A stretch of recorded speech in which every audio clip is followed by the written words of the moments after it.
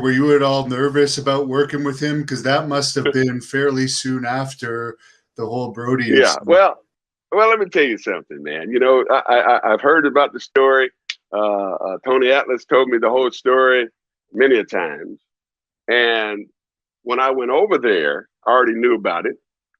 And when they, like I said, when they always brought me over, I always worked Abdullah or Carlos or Invader, one of those three. And all of them bled all the time.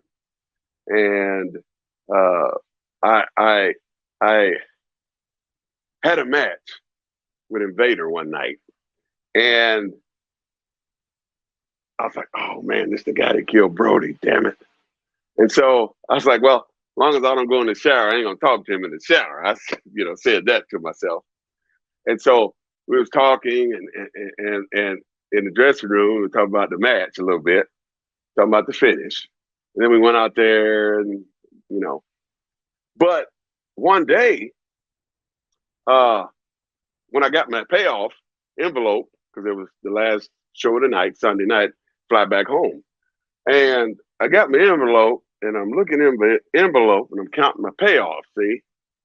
And on the front of the envelope, has your name and then he puts the payoff at the top and if there's any deductions, And so I'm looking at the front and I'm going, okay. And then I pull the money out and I'm counting my money, see?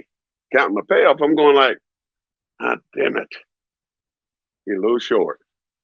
And people say, man, if they short you, man, just kayfabe, don't say nothing. I was like, huh, bull crap. So I went and found Carlos. No, first, he was in there. The guy that, Invader, the guy that killed Brody. I was like, oh, hey, Invader, because Invader was in the office. I said, hey, Invader, you got a second, man? I said, hey, my envelope's a little light.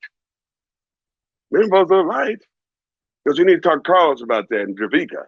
Javika was the money guy, see, Javika. And so I found Carlos. And I said, hey, Carlos, man, a little light, bro. He goes, don't worry about it. Don't worry about it, brother. Javika will take care of it. And so through that whole process, my butthole was puckering, man, because I was like, I'm looking around, making sure nobody gonna come and stick me out of nowhere, man.